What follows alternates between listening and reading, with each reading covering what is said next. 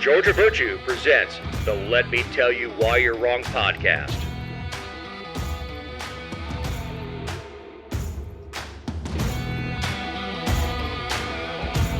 This is episode 253. This week, we have Georgians ready to roll the dice. The gears slowly grind for medical marijuana. Legislative pandering. A mule from out west. California, Dr. Gag. Oh, we're starting off with a bang, aren't we? Unrealistic house hunters. And Oregon kickin' ruse. I'm Dave Roberts. With me is quote-unquote journalist, writer, dog mom, and owner of the GeorgiaVirtue.com, Jessica Szilagyi. It's only good if you put quotes around it. Yeah, because that makes an insult. Right. And then they follow up with no insult intended. Sure, Jan. Yeah. All right. If I say I'm not, but I am. So, yeah, no insult intended. Bless your heart. Well, also, like, if Eric or you or one of my friends comes on and does that, then, of course, we're all going to be like, haha, LOL, funny gif, that's so funny.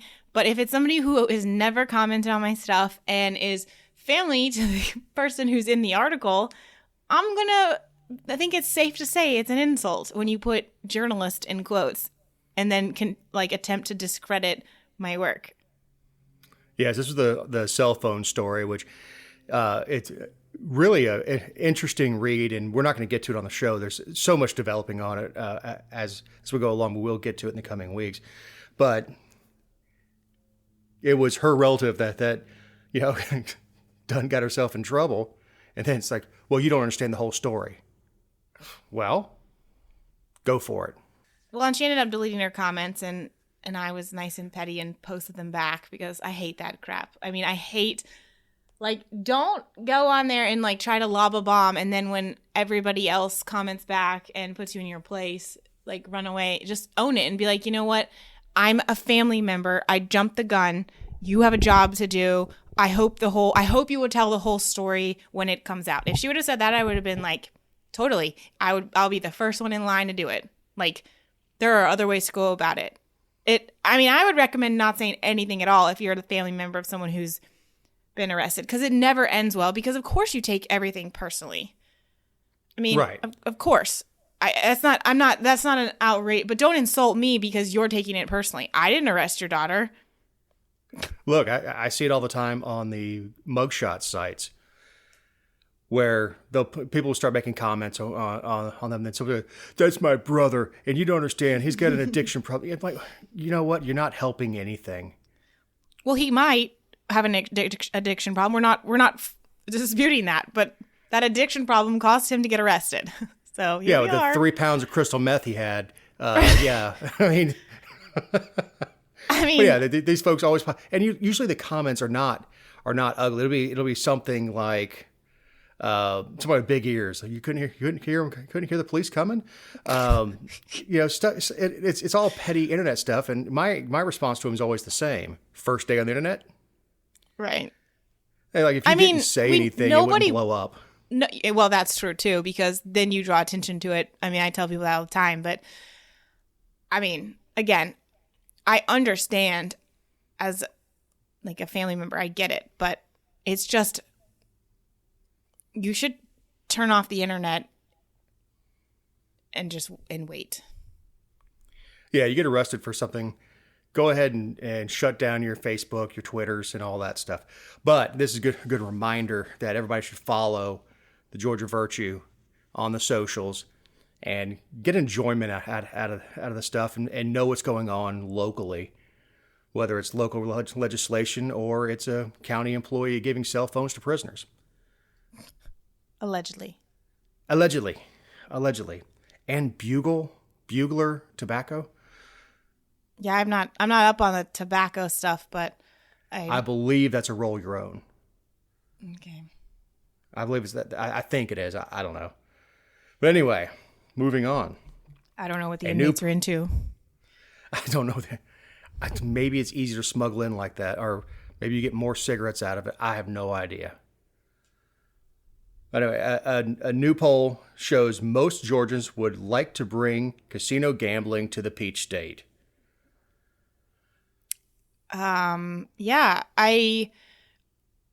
everyone's always like, well, I didn't get polled. I mean, I never get polled, but they said that this one was a mostly cell phone poll of 800 likely Georgia voters. So I believe the results. I just believe that they probably missed a large faction of the population to include a lot of older folks. Yeah. And look, there is still a very large contingent of evangelicals who don't believe in gambling. And then you have a lot of people that don't like what casinos bring in. I will say it's disingenuous if somebody sends their kid to college on the Hope Scholarship and then turn around and say gambling's wrong. Sure. Because I tell you, the odds at a blackjack table are a hell of a lot better than winning the lottery. Yeah, I mean, we've talked about gambling at length on the show, and I'm against what Georgia wants to do with gambling, which would be make state-sanctioned, state racketeered. I mean, they want to like make a complete racket out of it so that the state benefits, and that will be at the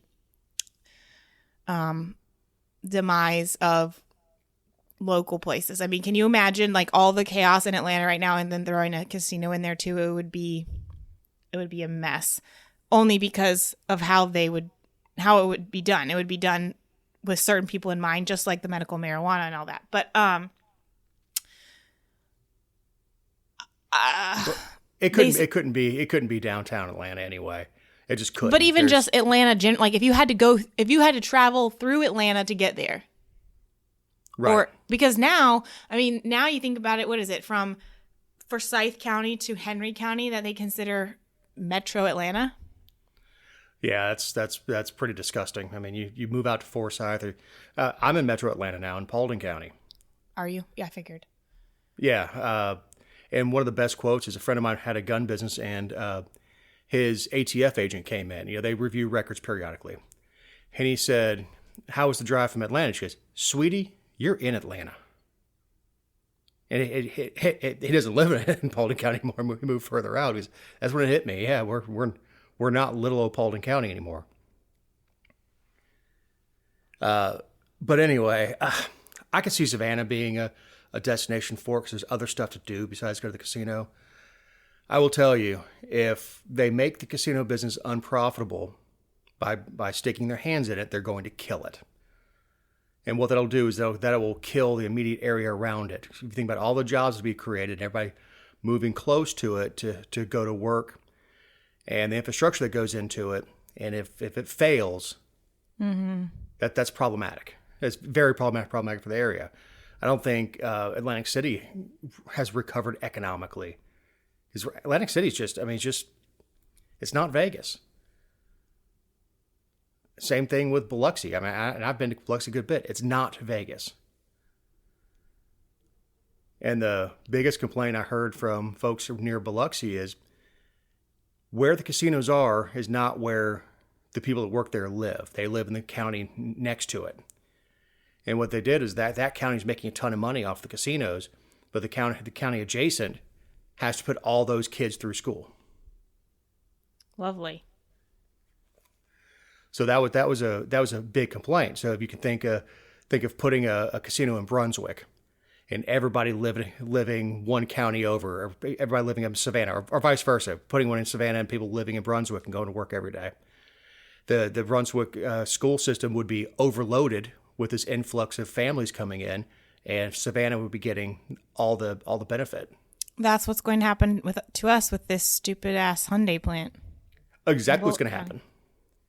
They want to live here because it's a nice place to live and it's not as crowded. So they're going to crowd it up, and we don't have the schools, we don't have the infrastructure or anything else, and we'll have to pay for it. It's the same exact concept.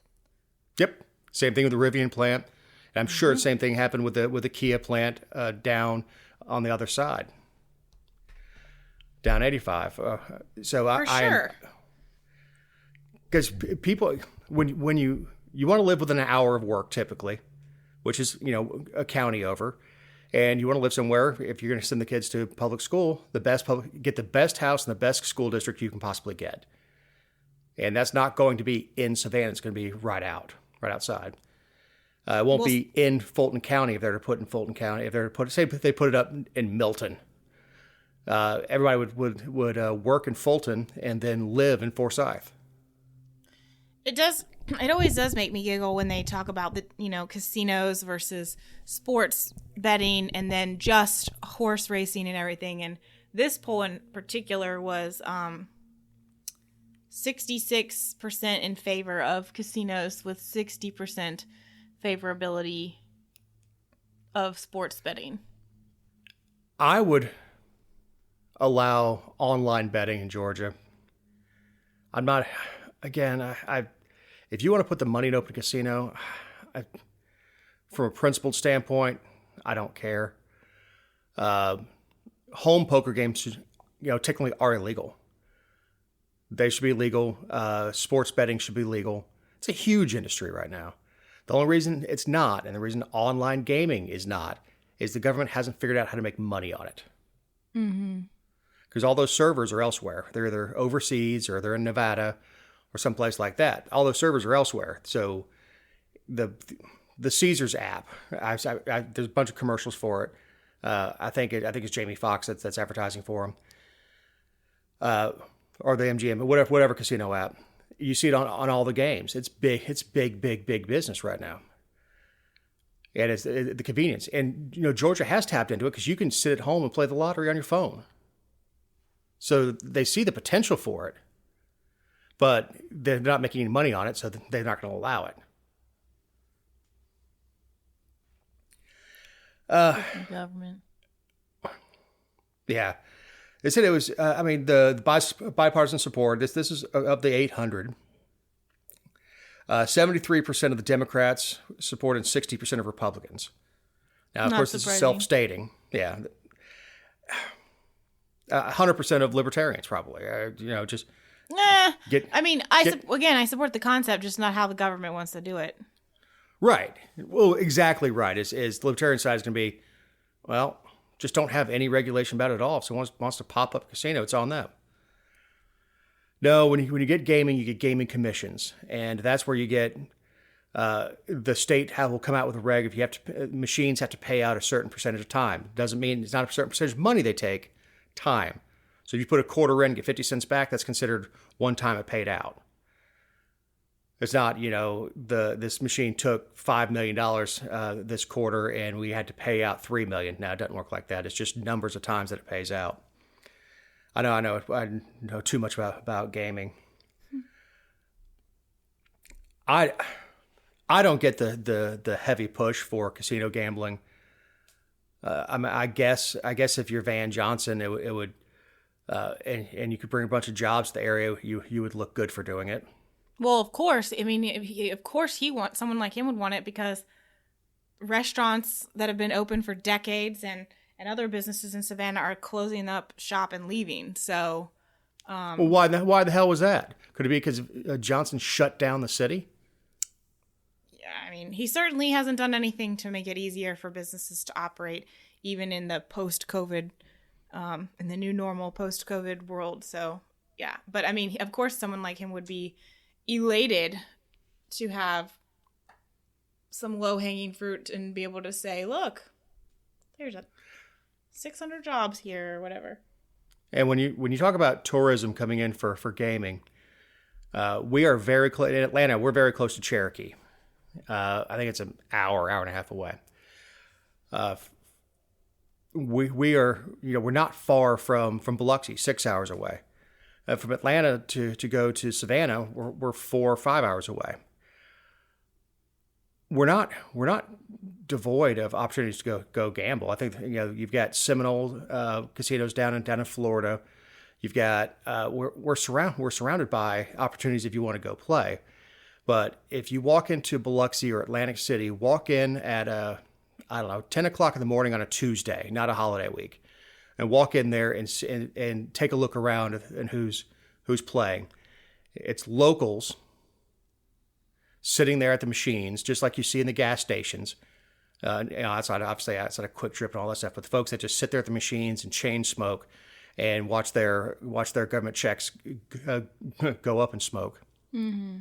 And that's what you see, and that's what you see on a Tuesday afternoon or something when you walk into these places. Obviously, holiday weekends and stuff like that is people traveling, coming in and spending the weekend and having a good time. But if you think it's good for your community, it really isn't. But then again, the government has no problem with somebody cashing their check and going to the gas station and buying lottery tickets and standing there scratching them off because that benefits government. Well, if government desires to have these, I would say, okay, go ahead and have the casinos, however you're going to regulate it, whatever, if they did away with the state income tax. And the lottery. You want them to do away with the lottery? Yeah. But lottery's crooked. It is crooked, but I mean, all the children that go to school. I know, all the poor children. Yeah, and pre-K programs. Has caused. We talk about inflation in eggs. Mm-hmm. Good Lord, look at inflation in education. It only got this expensive because it got free. That's why it costs more to go to Kennesaw State than some of the major universities in the Southeast. Well, that would be the only circumstance under which I would say fine. Because the other thing, too, about making the racket, like if it's anything like the bill they proposed a couple of years ago with, $100,000 application fee that's non-refundable, and you talk about lots of people applying and 4 or 5 casinos around the state, and then the taxes that come from that and everything else, and the licensing fees every year. The state does not deserve any more money. I don't care if they give us a $250 check back when it's time to file our taxes. They don't deserve any more money, and until they operate and say we're going to restructure this entirely, they should not get any more. Yeah, and here's the thing. It's not going to be the success that they think it is. I don't care if a entrepreneur looks in an area and says this would be ripe for a casino, and it's I have no problem with it. Government saying you can build here, and it's going to cost you. First of all, the people who apply are going to be approved. They're going to be people who already run casinos, and they'll have a resume. Well, sure, it'll be like with the freaking marijuana scam where they give you extra points for already having an established dispensary somewhere else. Right. Yeah. So that's a good enough transition. So beating that one into the door. Good enough transition into another fake celebration for the devil's lettuce. Yeah. So here we are in 2023. The medical marijuana commission that they, for the it's not even for marijuana. It's for freaking cannabidiol oil. They finally, they gave out those licenses, and there was an injunction about how they did it. Now they're talking about they've finally approved the rules about how it will be sold, and how the locations will be able to actually dispense. It's just so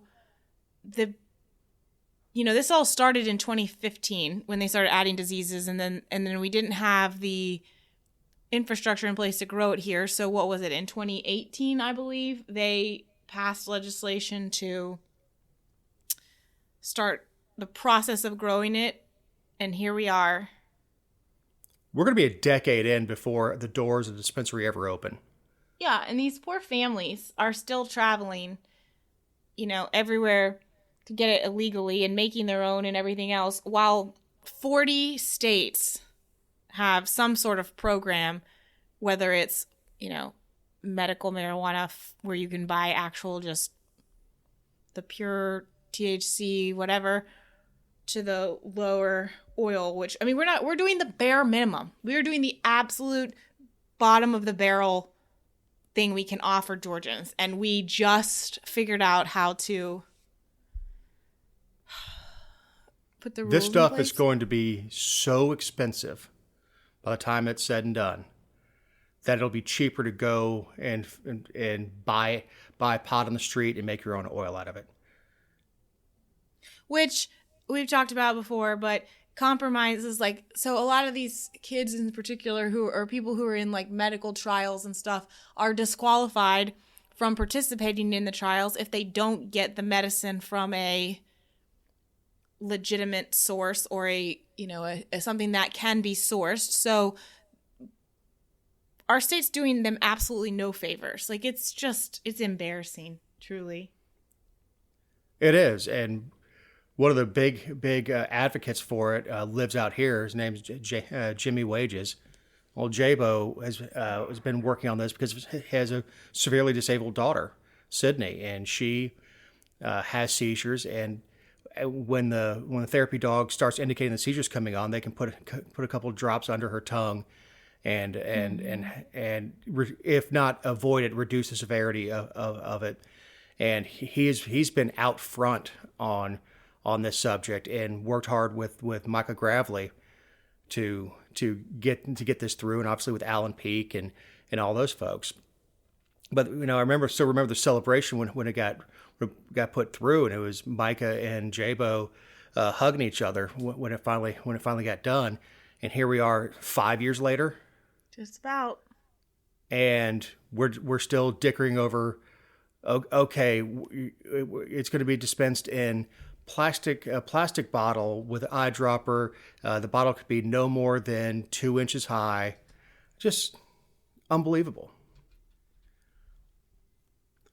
Yep. And we're going to be a decade in before the first patient is able to walk in and get it. And if they can afford it. Yeah, and I can't imagine what the cost is going to be. It's not covered by insurance. It's going to be straight out of pocket. And again, if it's $500 a month for the supply of cannabis oil, or you can buy $50. You can buy, I have no idea what $50 weed looks like. $50 worth of weed and essentially make your own by cooking it in butter or whatever. What are you going to do? I mean, it's not about I don't want to pay $400. For a lot of families, is they can't pay that much money for it. And of course, that'll be the next thing once it's out and it's expensive is they'll want to price control it or have a subsidy for families who can't afford it. If they would just let it be freaking sold, right? The market would adjust itself. It would be expensive until other people entered the marketplace.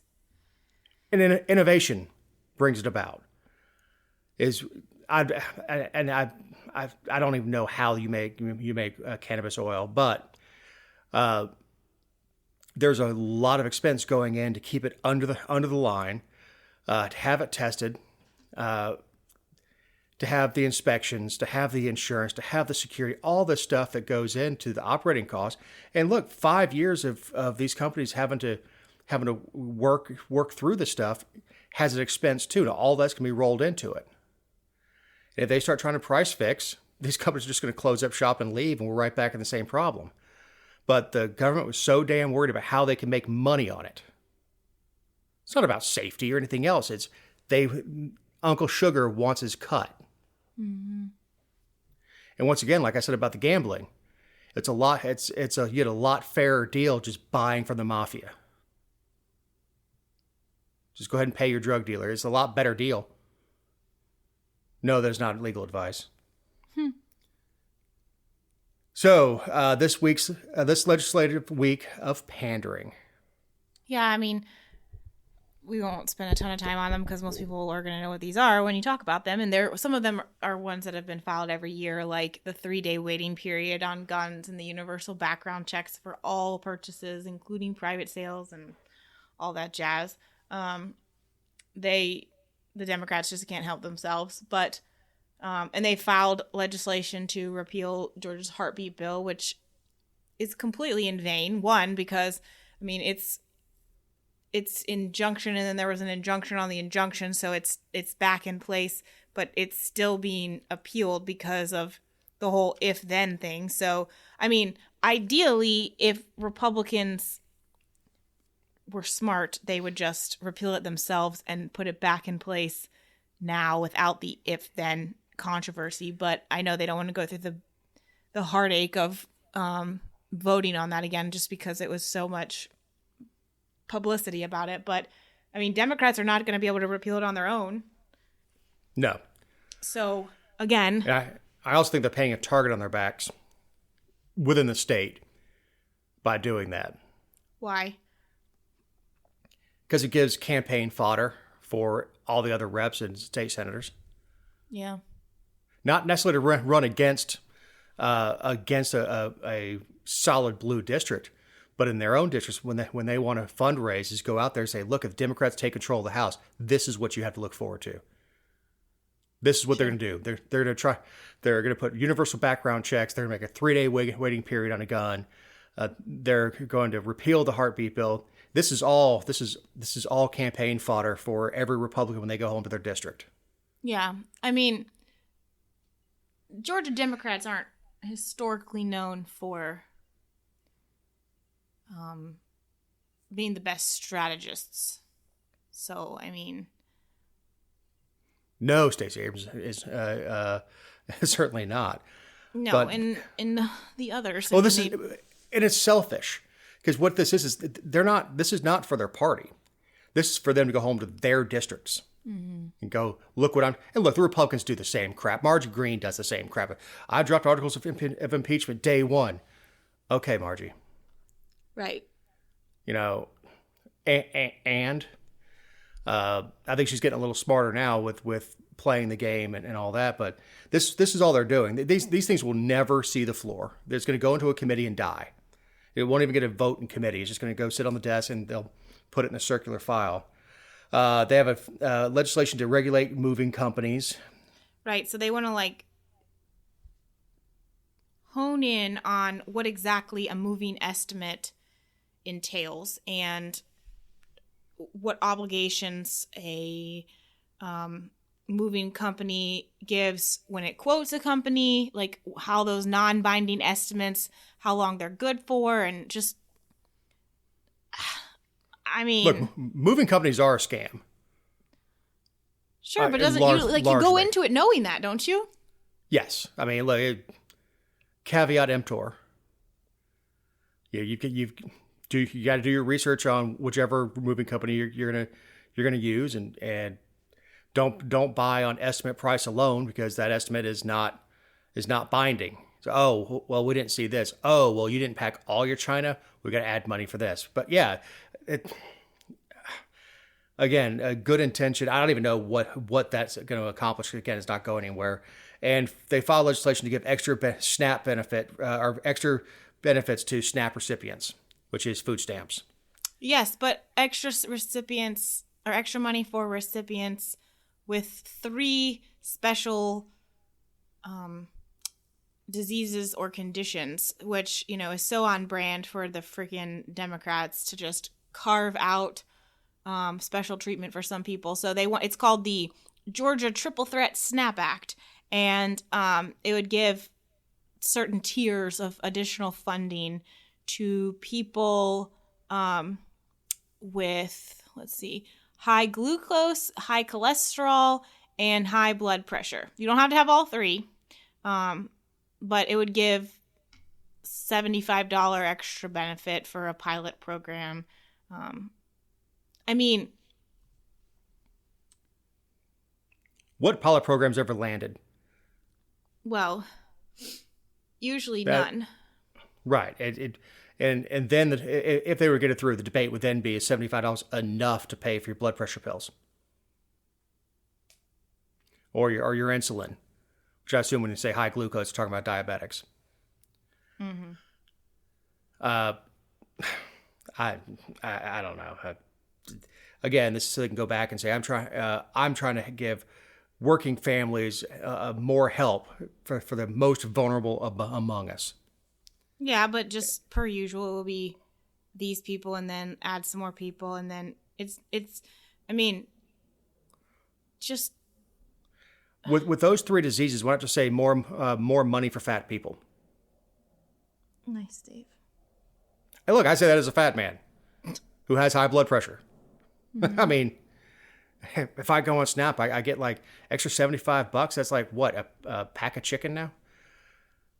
Eggs. Yeah, Your eggs. favorite. Yeah.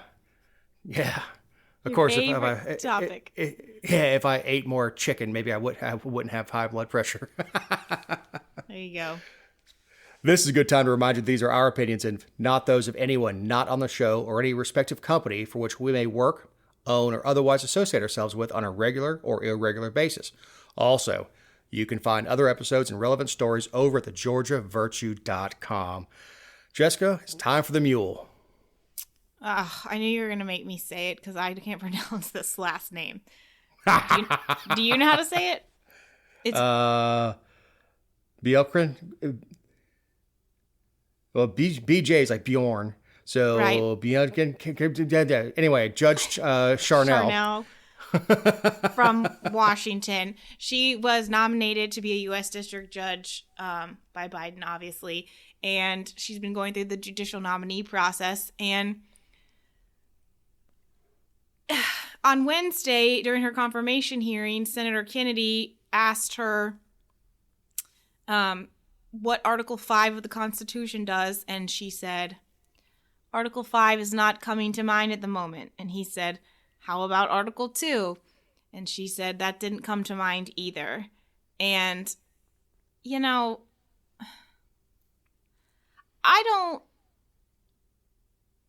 part of me is like, I don't expect, we've all seen those videos where they hold up the microphone and they're like, who's the president or who's the vice president? And they don't know. And, you know, all this. And can you name someone on the Supreme Court? And they can't. So, I mean, but those are not people who have been nominated to be a federal judge that can never be removed, basically, and is a lifetime appointment for hundreds of thousands of dollars for very important decisions. Like, I feel like you should review your Schoolhouse Rock. At least be able to pass the citizenship exam. Because I guarantee you, if you came here from another country and you want to become a citizen, the Constitution is one of those things they question you on, or it's part of the test. Mm-hmm. And if you are a federal judge, you need to know the damn Constitution. Yeah, I'm not that sympathetic to it. Well, Kennedy's known for his questioning with nominees, and he's.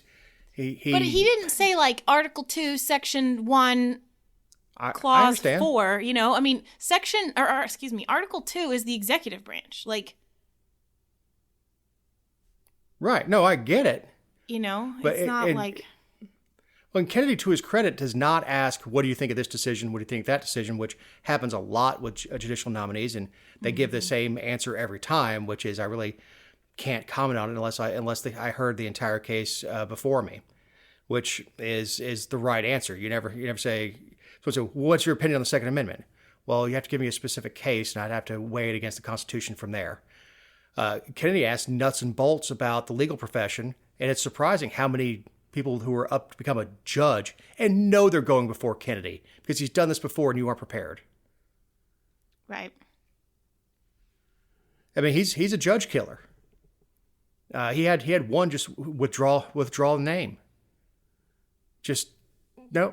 You know what? I'm out. You're right. I'm not qualified. I'm out. And it's not that hard.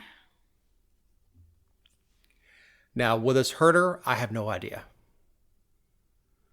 Well, probably not. I mean, it's the Senate's controlled by Democrats, and this is exactly what they were warning about with the Walker campaign. If you let the Democrats control the Senate, they'll have power over nominations. And that's exactly what's happening. So elections have consequences. Run better candidates, Republicans. Run better candidates. Not football stars, not TV stars. Run some damn decent candidates. Because the two people I'm looking at are Walker and the doctor. The doctor that lost to the potato. Yep. Anyway. Federal judge blocks California ban on medical advice that promotes COVID-19, quote, misinformation, end quote.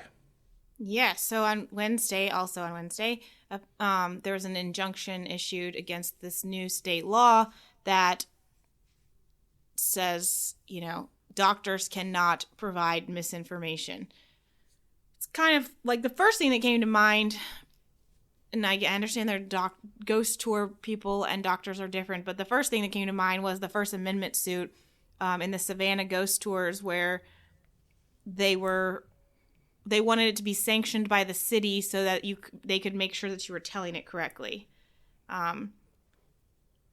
It's a First Amendment thing. This is unconstitutionally vague, according to the judge who issued the order on the injunction. You think? Well, right. But the biggest problem with, so the language that took effect, it talks about unprofessional conduct for doctors and the medical advice they provide, such as false or misleading information regarding the nature and risks of the virus. Quote, its prevention and treatment, and quote, the development, safety, and effectiveness of COVID vaccines. And it says that the misinformation is defined as false information that is contradicted by contemporary scientific consensus contrary to the standard of care. And we could probably spend an entire show on this, but my opinion is that COVID is the first time that we have decided that science is not evolving as it always has before, and that we might know some information now, but there could be more information that could come.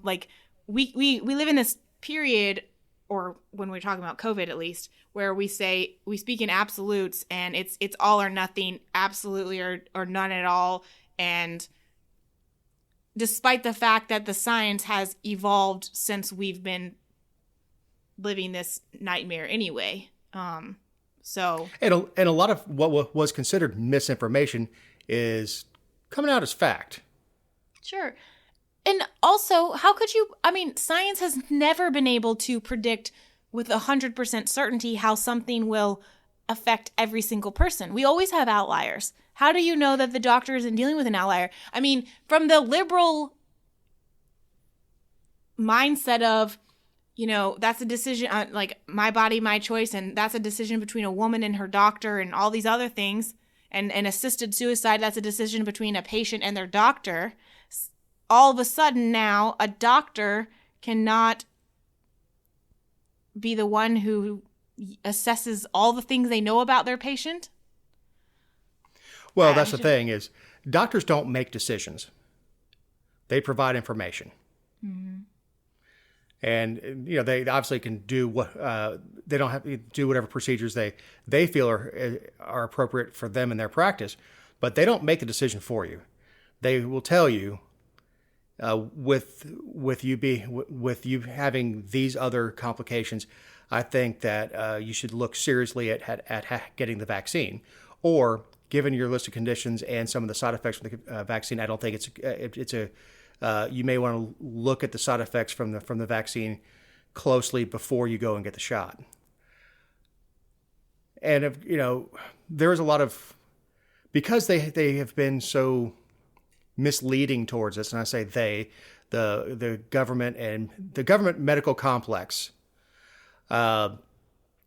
misled us so much through the pandemic, especially the early days with masks don't work to wearing 3 masks. There's so much of that's out there that when we see what happened with that Buffalo football player having a cardiac arrest on the field, and other high profile, very in shape people dying of heart attacks, they were all vaccinated. All that stuff is circling around the internet, and people are starting to connect dots that may or may not be connected. but because we don't know who to trust. You can't when C. Everett Koop was the Surgeon General, when he said something, that was it. You're like, okay, well, the Surgeon General has said this, and he knows what he's talking about. Now we look at everything with a huge grain of salt, and honestly, it's scary out there because you don't know what to believe. Right. The doctors don't know what to believe. They're given data from CDC or whoever else, and they can only do the best they can with the information they've got. Anecdotally, I got the jab just because I travel out of the country. At the time, it's easier to get back in the country with it. Immediately after my second shot, I was in the cardiologist and went into AFib and had to get shocked back into rhythm. And Sure. I asked the doctor because when we first found it, I said, well, why don't we wait a couple weeks before we do the procedure and see if it's still going on? Because I just had my second shot. He goes, yeah, that's a good idea. That's interesting. Let's look at that. And went back and now you're still in it. So got the paddles. And everything's fine. Sure. But it was interesting timing. Now, can I draw any sort of conclusion from that? Absolutely not. No, but if you and your doctor come to a consensus on... I mean, the great thing about doctors is you can go get a second opinion, and it doesn't matter what your doctor says, you're going to find someone else who might have something that's slightly different no matter what. I mean, that's just reality because you're practicing medicine. It's not concrete. It's doing the best you can with the information that you have at the time and the knowledge that they have. I mean, that's why we shop for doctors. That's why women who have babies go and talk to different doctors and different pediatricians. And I mean, even down to the point of find a doctor that goes along with your birthing plan. Right. That supports the type of birthing plan you want to do. One of the things I like about Dr. Corrigan, my cardiologist, is he was open to that. You know what? That's really interesting. From his scientific mind was, well, we have a guy who's relatively young and in decent shape. This is not going to kill him immediately. Yeah, let's give it a month. Let's see if it clears itself up. If it was related to the jab, he was as curious as I was because I didn't want a procedure or to go on blood thinners or anything else if I didn't have to. Not to mention those blood thinners are about $600 a month. Right. But it was him having an honest and open conversation with me. And most doctors invite a second opinion. Yeah, go talk to somebody else, please. And let me know what they say. If someone has a different opinion, and we can discuss it. It happens all the time with orthopedic cases. One doctor may want to do a complete knee replacement. Another doctor say we really don't need to do a knee replacement at this point. We can do this, and this, and maybe do some therapy and keep you from major surgery for a while. It happens with orthopedics all the time, and they don't get mad. But for the government to say misinformation, who gets to decide what misinformation is? Not the government. I mean, my God. Speaking of misinformation, from The Hill, survey finds Americans wildly misinformed on housing market. This is a survey from NerdWallet. Yes, I found this actually the night before we recorded, and I just thought it was super fascinating. But just because I love shopping for houses, like I love looking at houses online and Zillow and like seeing what, especially when you have lived in an area long enough, and it's like where I am, there's a smaller community, and you see houses go on the market like multiple times over several years, and you watch the evolution of the house and the prices and everything. But anyway, this article said that 28 million Americans plan to purchase a home this year, and that likely only a small percentage of them actually will, because only 6 million homes sold in 2021 when the housing market was, quote, booming. And then last year in 2022, 70% of the people who planned to buy a house were not actually successful. And they cited reasons, like the top reasons obviously being they submitted an offer and the offer wasn't accepted, or that they couldn't find a home that they believed was affordable. And the survey that they put out asked people on average what they hope to spend on a home, which was across the country $269,000. And what's mind-blowing is that the average or the median home price in December of last year was $388,000. So like $120,000 difference basically between what people like think that they're going to go buy a house for versus what is out there for. No wonder only 6 million of 30 million basically are buying houses. Well, keep in mind in 2021, the interest rates were still nothing. For sure. So that $388,000 house didn't hit your debt to income as hard. Plus, with people who were selling their houses were getting top dollar. So, yeah, look, we talk about median house prices. You can go outside of Atlanta and buy a house for in the $100,000 to $150,000 range, easy. Is it going to be on 5 acres and have a new updated kitchen and hardwood floors and all this stuff? Probably not. But to get into house ownership and have something that you can improve upon, there are lots of areas outside of metro but when you do that, where the hell are you going to work when you live 2 hours from Atlanta, where you have spotty internet in some places? So work from home may not be an option if you're on, dial-up or satellite internet. I mean, I've done some jobs not far. I mean, an hour and a half from me, not that far, where there's no cell reception. You're just in the middle of nowhere. But and not those school districts aren't necessarily the best either. So it's, I don't know. The cost of renting has gotten so high that, I feel for these folks. They're getting squeezed from every direction. I agree, but if you don't have to move, don't move. Exactly what I'm doing. Yeah, like if you are in a position where, you like your commute to be 20 minutes as opposed to 35, or, you would like to have a home office or an extra, like that's not a necessity. And what people are also forgetting when they're just wanting to upgrade their homes is that, they're not in this same article on the Hill. It was really good read, but they talked about how, they're not predicting a housing crisis anytime in the near future.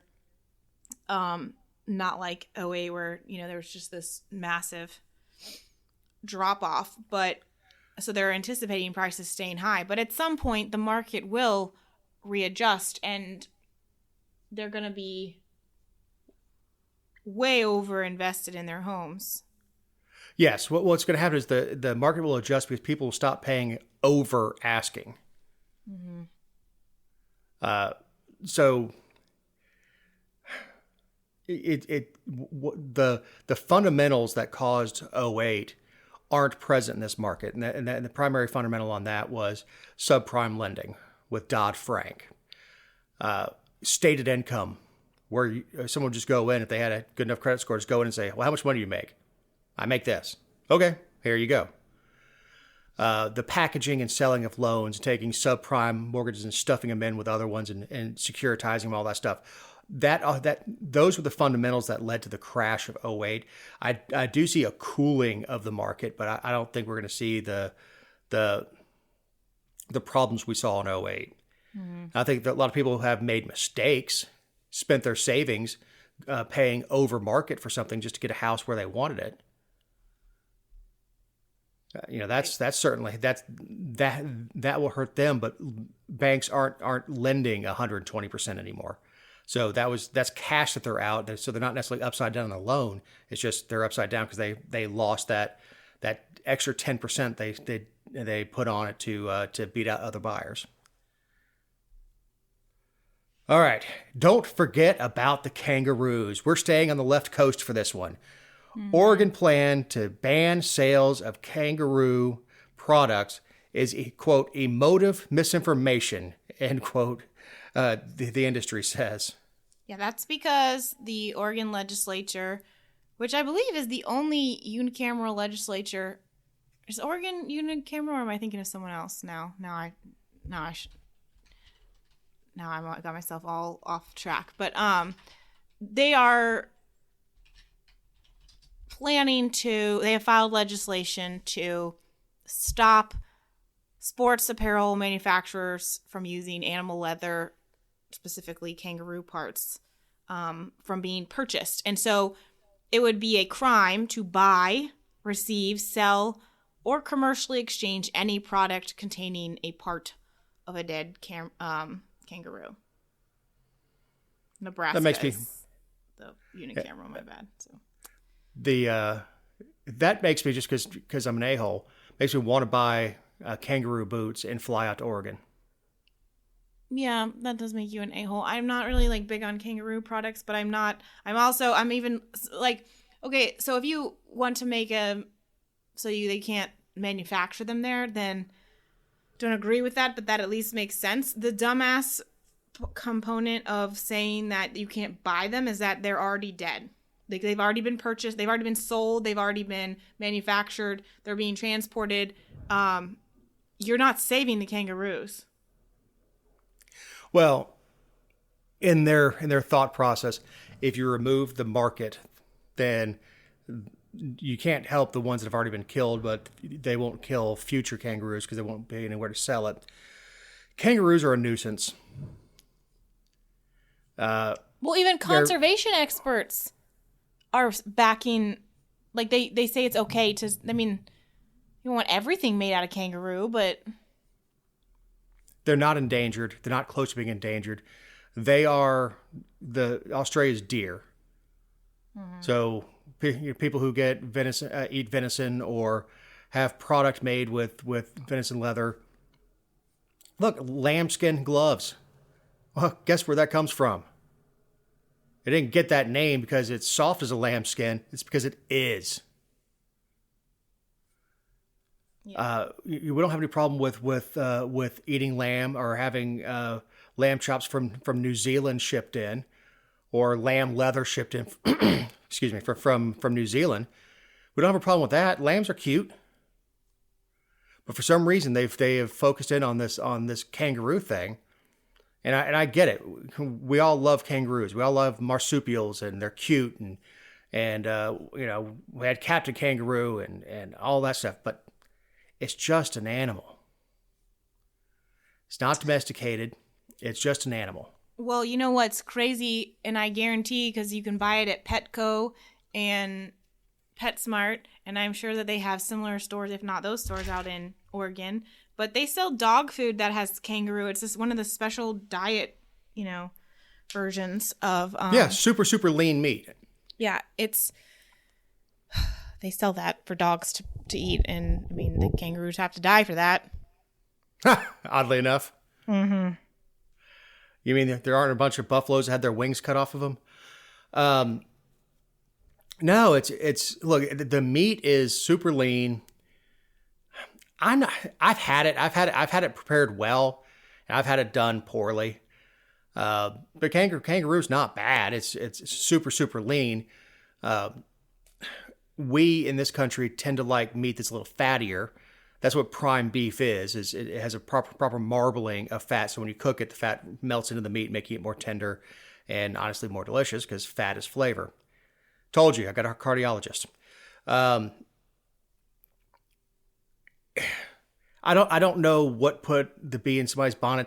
It's not like they're trying to protect the Oregon duck, or trying to protect the Oregon beaver, which are the two mascots for the two big schools in Oregon. They're not accomplishing anything, and I wonder about the genesis of bills like this. I mean, is there a Chris Severe type person of kangaroos that came up with this, and he's pushing this legislation in different places around the country? I don't know.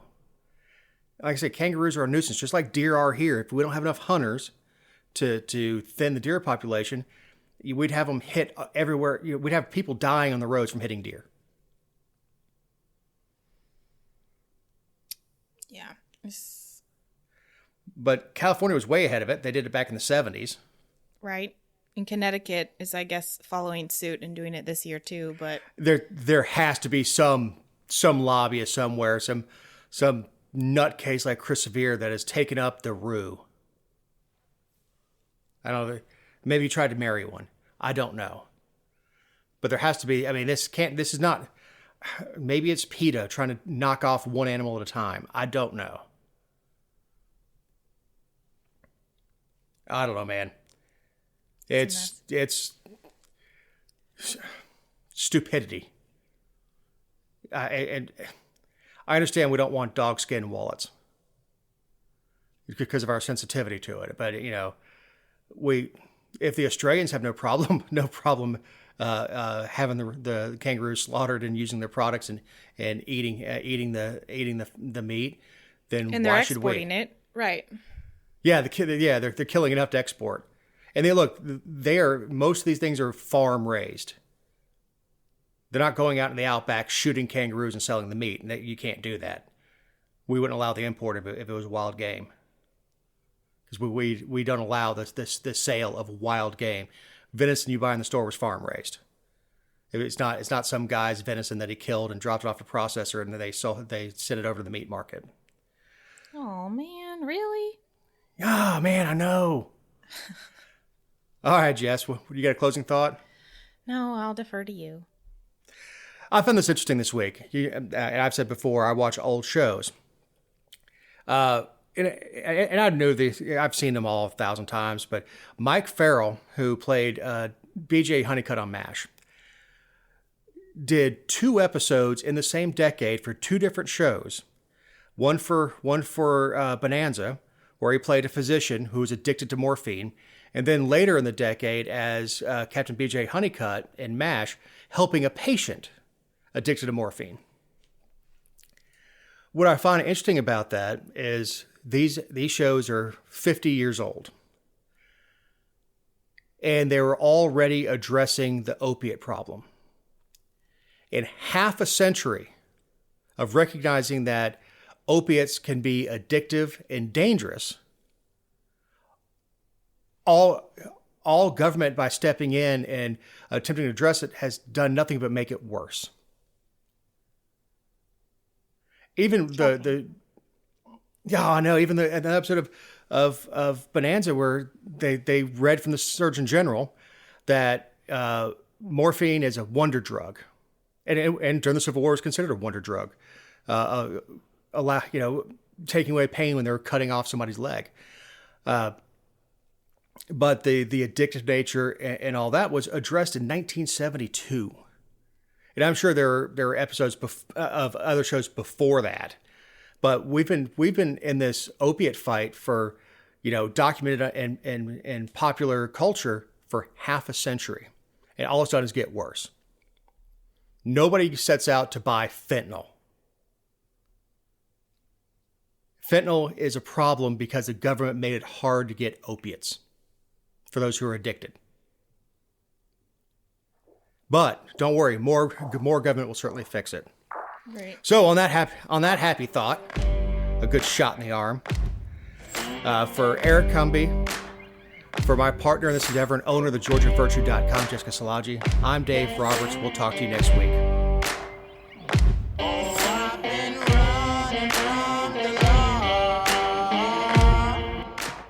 Hope they won't shoot me down soon.